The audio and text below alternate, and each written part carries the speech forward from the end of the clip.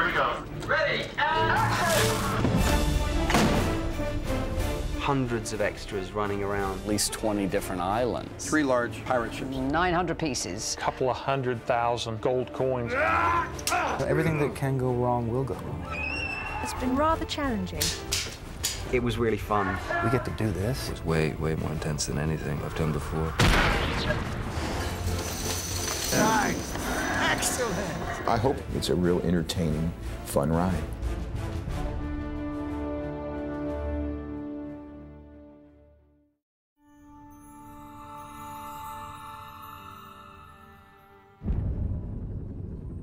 You don't know what this is, do you? Aztec gold.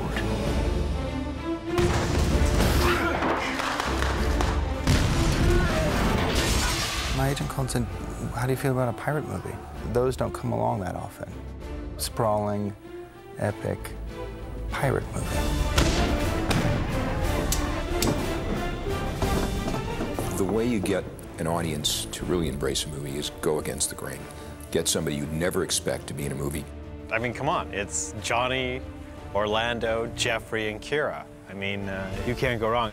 I think there's a John Huston quote that says, I relieve myself of the rigors of directing by casting the movie correctly, and that certainly happened here. Not sure I deserve that. Giselle. It's sort of like a childhood dream, isn't it? You know, be able to be a pirate. Damn it, Jack, I was almost liking you. I know. I thought this guy has got to be just a dirty fighter. He just had a sword on his belt, probably from the time he was about 13, and just knew how to hack off heads and skewer people. The moonlight shows us what we really are. She's a modern girl stuck in an 18th century world, so she's great fun to play. Will's love for her. He's quite straight-laced, but it's like if you imagine him in one of those kind of corsets that Kira wears. It's like really tight at the beginning of the movie, and he's like can hardly breathe, and everything's kind of really tense. As the movie moves through, and as Will kind of grows, he sort of starts to untie the lace, as it were, and he kind of starts to breathe more and kind of become more of a real person. As much as my daughter might like him, his prospects aren't very good, and I'd be much happier if she married Commodore Norrington. Norrington is basically the scourge of piracy in the Eastern Caribbean. Pirate? I suppose I bring light where there is dark, and air freshener to where pirates have recently vacated. We could use a few more ideas. It was so much fun, and it looks like so much fun when you see it. You know, you're going to come out of there and be bubbling with excitement. I get the feeling that people don't really make films like this much anymore. What's missing now that was there in that golden age of Hollywood? It was those great character actors under contract. And that was what we did as we were writing this screenplay. We said, we're going to feature these guys, and we're going to make their characters a fun and interesting and important part of the story. Open fire! We've got so much in terms of the story and the characters, and who knows what and who doesn't know what, and who's going to take advantage of who. This is my first time on a Bruckheimer production, and it's quite impressive, I have to say. We want to make the film entertaining, and the way you make it entertaining is give them curveballs all the time and fastballs. It's called Pirates of the Caribbean, so you don't want to shoot it in Long Beach, you want to shoot it in the Caribbean. We had a location person that scouted all the way from the Bahamas and Puerto Rico all the way to South America to find the right look of the film. It's amazing when you scout a film like this how quickly you realize that the world is, you know, insanely overpopulated. You just go out looking for a cul-de-sac-shaped bay, and to find one that doesn't have a hotel in it, they just don't exist. We picked St. Vincent because it didn't have much.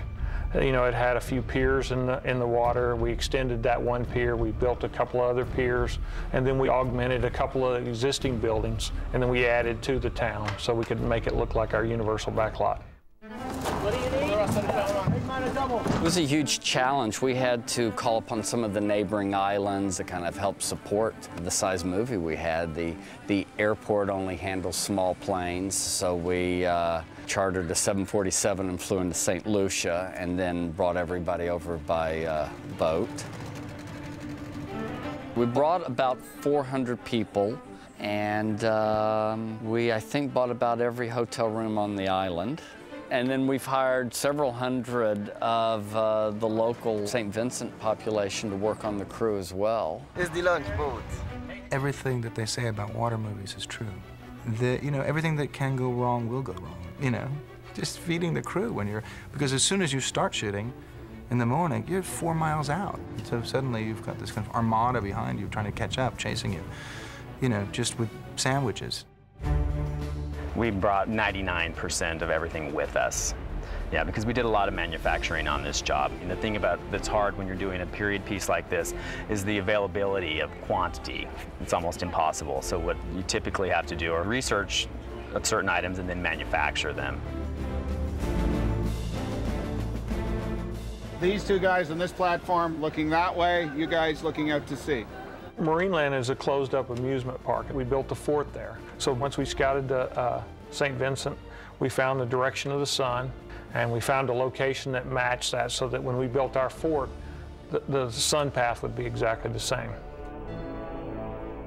That fort is made of cement and plaster skins. It's all a facade. It's all smoke and mirrors. The walls were all framed up with plywood behind them, and we put our skins on it. We knew that there was going to be a lot of talent up on the deck, so those were all framed in lumber and heavy plywood. Then we'd do a metal lath and a concrete base over that. So we basically used a stamping method, just like they stamp concrete for a driveway. Start the muzzle flash! We couldn't go to shoot an existing location because the pirates rampage, set it on fire, swing on the chandeliers. Hello, Poppy. It's all built from scratch. We built the interior location at the Raleigh Studios, Manhattan Beach, and then we built the exterior facade at Marineland, and then we built a miniature model to do a CG composite in the island at the location it is on the hillside. The cave set is one of the largest sets built on a stage in Hollywood. And it's a centerpiece in the movie because that's where the cursed treasure is essentially hidden. We were trying at that point to take a little bit of the Disney feel in the cave and the ride at Disneyland. So we came up with the concept that the Aztec gold is hidden in this volcanic cave in the mountains. It took about 5 months to build it, you know, with over 100 craftsmen working on it. It was partly sculpted out of styrofoam and partly built with wood framed and plastered. We have basically a little over 4 feet of water, so it's a difficult set to shoot in. It's very tight. I take a lot of pride in the fact that tank never leaked. You know, I have an excellent crew, and that's what it's all about. I really feel on this film we had the cream of the crop of Hollywood, because everybody just thought it would be really cool to work on.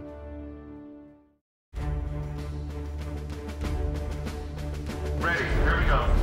The pirates are going to be very authentic and have the fear and the loathing that you want them to have, and yet you're going to have a lot of humor with that. So that's why we have gore. When you make a movie like this, you quite often get up in the morning and go to set and you feel like you're 9 years old back, you know, in the movies that sort of influenced you when you were a child. God, let's try that again. Not only are the sets vast and huge and everything, but when you fly out to the Caribbean and you see a whole bay built up to be Port Royal with, you know, 4 or 5 huge tall ships in the harbor and hundreds of extras running around in uniform, and, you know, the undertaking was so big. When I first heard of the film, I was given a call and I thought, Pirates of the Caribbean, are we going real? Are we going like Disneyland? So we got the script, and then we realized that it was going to be as real a film as possible. When I walked onto stage 2 and saw the cave for the first time, the initial thing was like, oh, that's very big. But what immediately took over was how beautiful it was and how well designed. As soon as you start doing research, you find out all of this wonderful stuff about what really happened.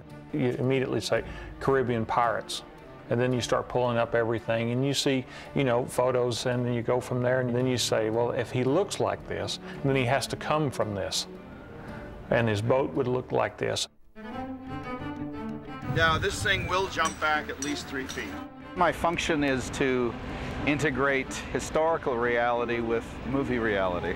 My area of expertise is primarily 1500 to 1900 general historical information regarding dress and custom, and then a specific expertise in military history as well. It goes on the thumb of the gun captain, so that's the prop. I spoke to props early on about all the appropriate types of swords and weapons. We have 2 types of swords principally, the short swords that you'd refer to as cutlasses, and what are called small swords, the long straight-bladed civilian and officers type swords. We have pistols, we have blunderbusses, which are like short firearms, carbines, and long muskets. Pirate's best friend. All the period pieces we pretty much built from scratch. Built over 72 cannons, 4 different sizes. All the carriages for the cannons, all the metalwork for them. Last time you left me a pistol with 1 shot. With Paris, you're right. Where is Jack's pistol? Jack's pistol was very important. Gore wanted a real pistol from the 1700s. So we started doing some shopping. He wanted the silver inlay to be the real stuff from the mid-18th century. The guns that we bought from a dealer in Connecticut, they were made in London by a fellow named Perry in 1760. Okay, let's go, shooters, you ready? And then we did a rental with the other pistols through a company in Los Angeles. They're reproductions. Our torment is near an end. Yeah! The biggest set and one of the bigger challenges would be the treasure cave, and just trying to get the sort of quantity that Gore was looking for. This is a huge treasure. You know, these guys have been dumping this stuff here for years. We have the main treasure chest that we built specifically, and then we have the 882 pieces of Aztec gold, which are a different gold. And there was, like, I would say in the neighborhood of a couple of 100,000 gold coins that we put in there. We probably had, I can't even think of how many cubic feet of rock that we actually painted to look like gold nuggets, as well as probably hundreds of yards of pearls and a mass of just sort of odd objects, things that would just be looted by the pirates. It just kept building and kept building, and you know, at that point you're going, oh, is it too far? Is it far enough? You know, because Gore's very specific on his look. His words were, the pirates aren't art collectors, they were just after the money. So I just went and just scoured all the prop houses and made huge deals with them to say, we want this, you know, this much stuff. That's great, yeah, nice.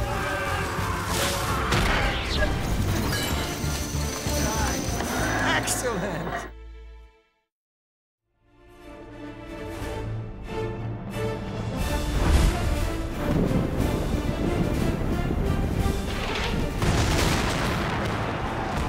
The scope of this film, for me, has been kind of the most extraordinary thing about it. Every day you come into work and you think it can't get any sort of bigger.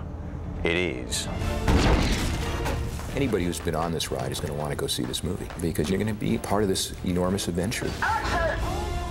This is my first Jerry Bruckheimer film, and just from his reputation and the look of his movies and the size and the scope of everything you're doing, you want to make sure that you're not substandard. You want to bring it to the level that Jerry's used to and give it the biggest look that we can get, and not limit the director and not limit the scope of the film. They started with a lot of research about the Caribbean during that period, and the British sailors and soldiers and ships of that period. The film was written for 3 ships, mainly. We needed 2 military ships and 1 pirate ship. You know, we wanted the Dauntless to be like, you know, a 100-gun ship, and there just isn't one. So we ended up building sections of it on a barge and using models. And similarly for the Black Pearl, which had to kind of be iconic in its own right. It was the ghost ship. It's got shredded sails, it's got all these qualities. So we had to construct that ship. We also rented a real ship and ended up sailing it all the way down here to the Caribbean. The Lady Washington plays the Interceptor, the fastest ship in the British fleet. Lady Washington is a period reproduction of the first American vessel to make landfall on the Pacific Northwest coast back in 1789. We went in and repainted the entire boat, changed the inside, cut gun ports for the cannons that we made for the boat. We made a ship's wheel, changed the stern of it. We changed the color completely. The color combination matched the same Royal Navy ship that we did for the Dauntless. In LA, we did approximately 49 days of preparation to the vessel. That's when the majority of the set dressing happened, making the boat look the way the art department wanted it to look for this film. We're provided with all the blueprints from the art department, and they're pretty adamant about being period correct. We had 3 large pirate ships that we built from scratch, 2 that were actually seaworthy that we built on top of steel barges, and 1 that was built in the dome over at Long Beach. The Black Pearl sails usually at night, and it's in the full moonlight. We have heavy fog, so we did the fog test out in the open waters, and we saw that that was going to be pretty difficult to shoot in the water, so we decided to shoot it in the Spruce Goose Dome. And then we're building that exact boat again on top of the barge where it can be taken out into the open seas and then sailed.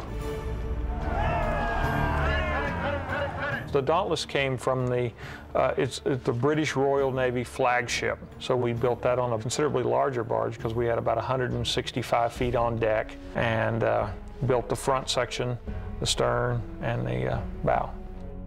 There are little fine bits of sculpture around the stern of the ship. The sails are all built to scale. Everything, it's all very carefully researched. They hadn't told me that I'd be steering the ship until, basically, camera was rolling. It was really fun because we just sort of sailing this huge ship on the open seas. I just looked over my shoulder one time and there's Johnny at the wheel with the hat and playing with the gold teeth, the whole look, and there's me just yanking on a rope going, I can't believe I'm doing this. We were on set several times and we would just kind of giggle at how, we get to do this.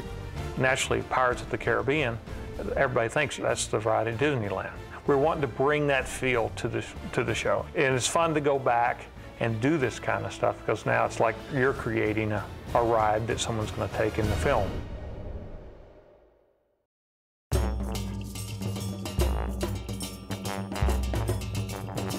Right, that's wig, isn't it? It's really tight. Hello.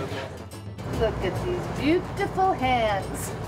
I didn't want these pirates to be, hooks for hands, eye patches, and trick-or-treat belts and, striped shirts and all of that. Because, basically they were rotting human beings. There was very little time to live, and you had, scurvy, and the ships leaked, and there were rats everywhere, and there's a kind of really fun, disgusting quality and texture to that.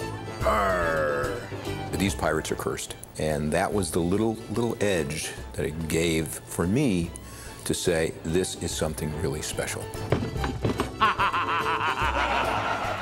I think the presumption we've made is that they are from a floating 50-year environment. Theirs is a much more kind of organic look.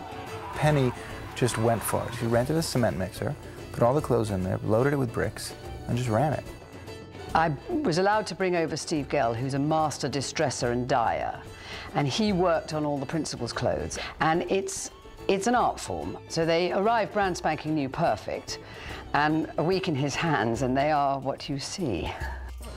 Hey, it's clean. It's not supposed to be clean. This was a very complicated exercise in that I knew I had to have masses of backups. So I manufactured 900 pieces, and then they sent me in the bodies. You look absolutely lovely. Okay, next victim. It's a bit of a madhouse when we fit, and, much swapping. Oh, I've got this jacket, it'll be better on him. And they just kind of came together, but the other thing that was really a big contribution is that I had makeup and hair in the fittings. So they got wigged up, they got made dirty, so by the time I was given them, they already looked pretty good. Off you go. I remember the first day I came in for fittings and stuff, and I saw a picture of Johnny with all his bandana and his dreadlocks, and I'm like, oh, Christ, I look like an ice cream. And these guys just look so cool. We've had some really big days where we've had, you know, between 30 and 40 hairdressers in, and 200 to 300 background working, mixtures of townsfolk and upper-class citizens, and it's an enormous circus. It's just kind of like an assembly line. Whatever chair is open, you either go to makeup or you go to hair. We've had upwards of 50 makeup artists at times on the show. Now this one will go, I almost have a dot to dot, see those dots right on the curve. It's a certain technique that we're using to create the look on these pirates. I guess in layman's terms, it's kind of a layering of color and stippling. It's not like smudged on with a sponge, it's actually stippled on with a brush. So what it does is it really gets into the creases and the crevices, and it makes them look really grimy and really cruddy. A lot of it is like rubber mask greases and inks and all kinds of concoctions that we've come up with. And we found that pretty much dish soap takes off just about anything we put on. It's really all about the teeth, ultimately. The false teeth that are made are actually vacuum formed, so they're very comfortable for the actors to wear, and it doesn't inhibit their speech. Prepare to board!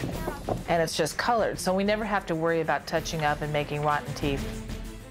We have several different contact lenses made from Mackenzie.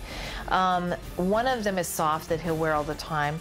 The hard lens really bulges out his eyes, so he actually looks like his eye is protruding a little bit. But the idea is he has a wooden eye, and of course we have a lens technician with us all the time. Lee also wears contact lenses that are really, really yellow. He just looks so evil with these yellow eyes glazing. And the apple's one of those next. Jeffrey wears contact lenses as well. They're not quite as strong. It takes the brightness out of the eye, which gives him a real kind of sickly look. And Johnny actually has lenses that he wears too, but nobody would know it because I had contact lenses made for him that were actually sunglasses. And he wears those here when he's out shooting in the sun, so he's not squinting all the time. I'm gonna teach you the meaning of pain. Jacoby's kind of an interesting guy because his beard is always on fire. We built a big beard for him, and within that beard we added these dreads that have wire in them with little copper sockets at the end, and we insert these incense wedges, and we fire those incense wedges up, and then he smokes the whole time. And it's kind of a big ordeal because every take we have to replace the incense and relight them. He's been burned a couple of times, and when he's doing action stuff, when his beard flips around, he might, you know, burn somebody, or it might like start part of his beard on fire, or, you know, singe, you know, you kind of always smell burning hair around this guy. Ready, and action! It's going to have all the thrills and chills that you would expect from a big adventure. The stunt work on this was way more intense than anything I've done before. But I'd say the most difficult thing was just remembering all of the moves in terms of the sword fights. So we circle. Sorry, once again? They were more kind of precise, there was more involved for these specific beats. Like dogs we circle. This was definitely very demanding for everyone. 1, 2, 3. Ah, that was wrong. I'm the sword master, and I started in 1952 with Errol Flynn on the Master of Ballantrae. That gives me 50 years of service in the film industry. You name a sword fighting sequence that blew your mind in any huge movie, it was Bob. In, out, in, out.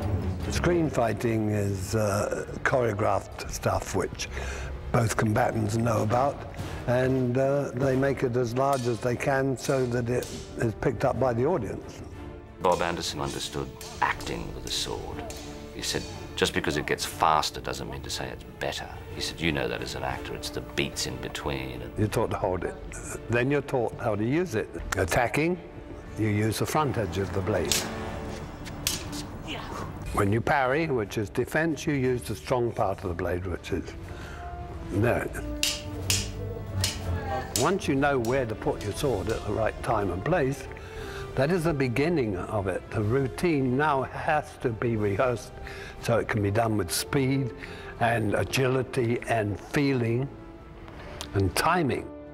It's like muscle memory, you know, your muscles have memory in the same way that your brain does. So when you're learning a sword routine, you kind of go over the routine numerous times in order for it to sort of sink in. It was interesting because I kind of learned the choreography to these things before I actually knew the character fully. So it was kind of interesting to incorporate the character into the moves.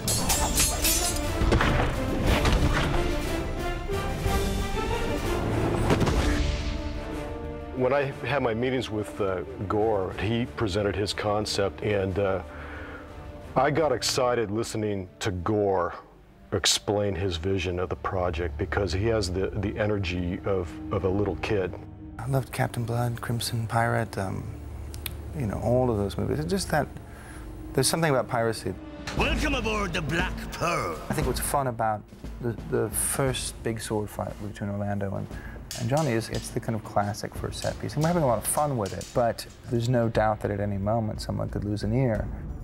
You all right? Yeah. As good as gold.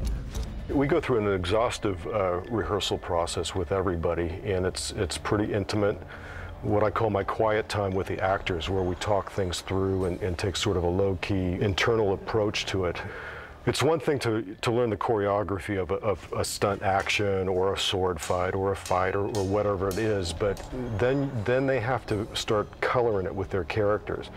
And I try to let the actors do that from day one. And that's how the collaborative effort starts rolling. You like pain? Try wearing a corset. When I first read the script, I was like, oh, this is going to be easy. I'll sit in the back of carriages, I'll wear pretty dresses, I'll pout a bit, you know, it'll be fine. But actually, I've had a lot of stunt work to do, which, for somebody as lazy as me, has been rather challenging. I've been standing on this plank for 2 days, absolutely petrified. I mean, completely petrified. So when the time came to jump off, Gore, the director, said to me, you know, you don't have to do this. We can get Sonia, your stunt girl, to do it.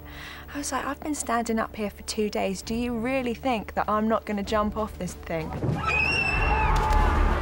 I think I came up smiling, actually. It was fantastic. I was just so glad that I had hit the water and I was still alive and that a shark hadn't jumped out and eaten me.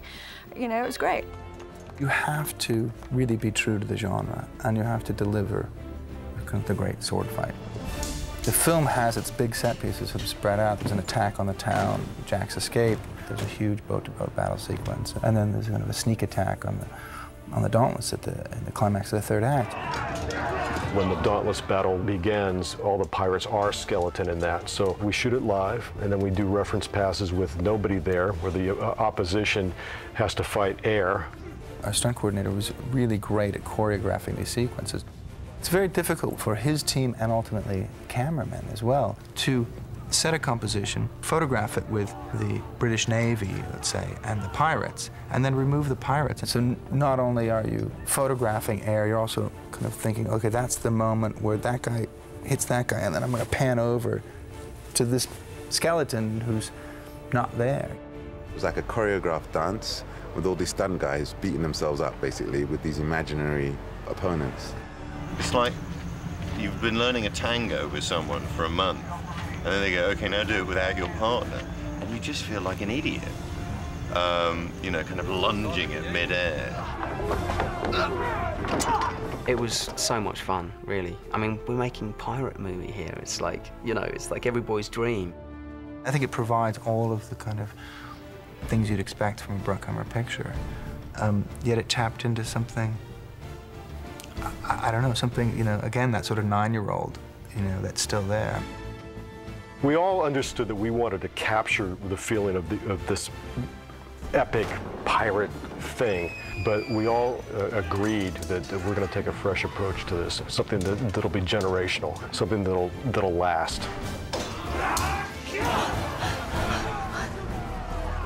That's not very nice.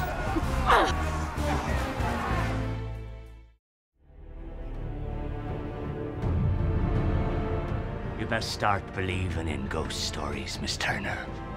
You're in one. The first thing that Gore said to me when I first met him was, when was the last time I saw a decent pirate film?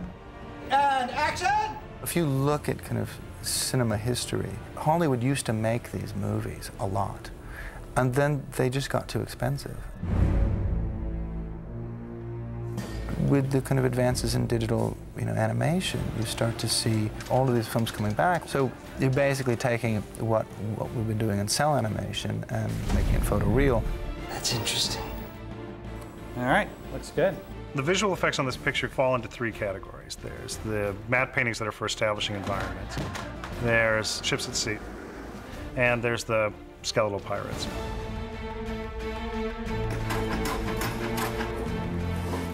We ended up building miniatures of all three of the ships that are depicted in the film. Even though the Interceptor was a complete ship, we needed to build a miniature of it because there were a couple of scenes that just really couldn't be done with the Lady Washington. One of them is this big storm, but it represents much bigger swells than you really want to take the Lady Washington out into. This is certainly one of the biggest things we've done. We've got this 70 by 140 foot pool, 40 inches deep. The ship's mounted on a big rig that puppeteers it, and we have real scale sails, and we have big fans to fill them with air. We have dump tanks in here that hold 750 gallons of water. They're going to dump down that chute and basically hit the boat on the side, heeling the boat over. We also have 2 different wave makers in here. And this is all being done this way because it would be extremely expensive and extremely dangerous to do something like this in the open ocean. Another big thing that necessitated us building a model was that it gets blown up. Fire!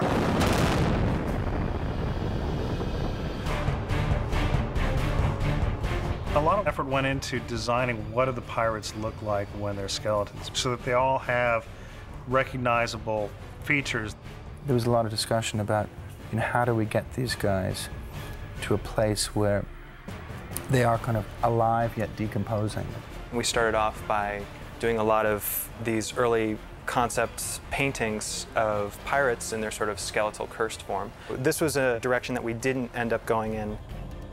What we have on the wall is sort of side-by-side comparison to headshots that we got of the actors who were cast to play Barabossa's crew. We started by playing around with how much meat to bone ratio we wanted. For instance, this character right here, we actually took digital photos of turkey jerky and grafted sort of this turkey jerky texture on top of a skull that we had taken a digital photo of as well. And then, added little flakes of skin kind of coming off the chin and matted hair, and to sort of give each one of the pirates their own sort of unique pattern of decay.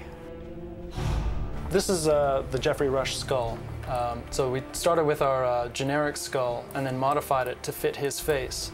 And we're able to sculpt the skull behind it into form-fit it inside to become the skull of the character. It essentially starts with a modeling supervisor and the modeling staff building the exterior skin. That'll go to what we call the view painters and the view painting supervisors. And they make sure that it's got the proper color, that you get the right kind of little microscopic bumps and detail.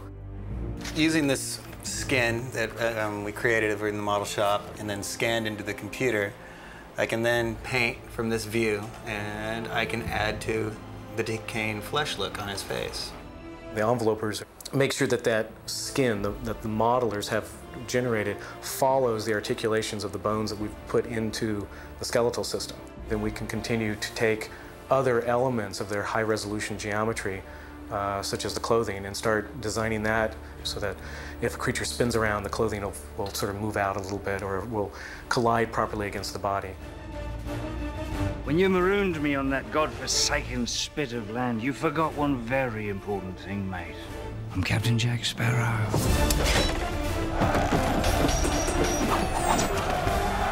We've got really good actors cast in all these roles. So the decision was made that what we should do is anytime there's a skeleton, we should shoot a performance reference of them. And then at some point during the shot, we get what we call a clean plate, which is the camera operator reproducing the same move that he did without the actor present at all. And that lets us sort of draw some of the background to help erase the actor when he's supposed to be a skeleton.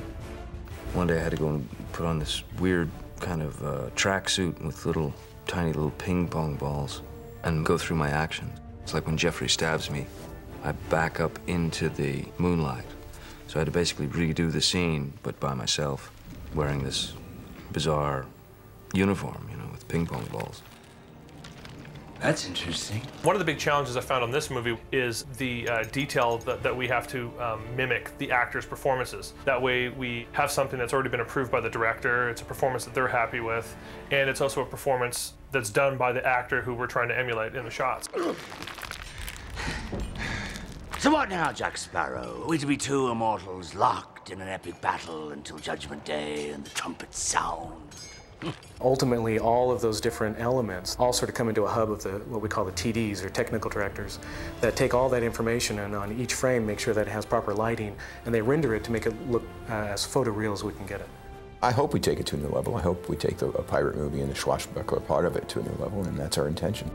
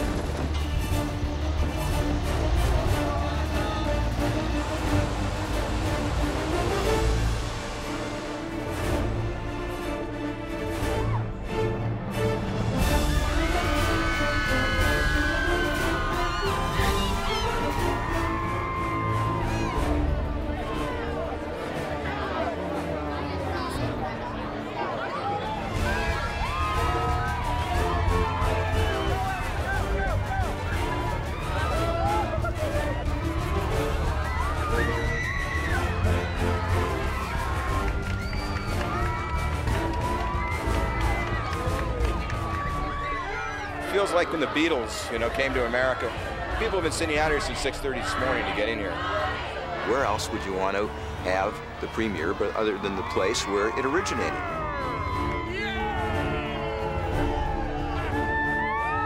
This is the first time I've come to Disneyland, and it is a slightly surreal way to see it for the first time. The outdoor theatre thing will be absolutely amazing, and I think everyone's going to have a great time tonight. Did you guys buy out all the red carpet in LA, in the world? This is the long one. Can you believe we actually get to do this? This is what we're doing for a living. Ladies and gentlemen, boys and girls, the film is about to begin.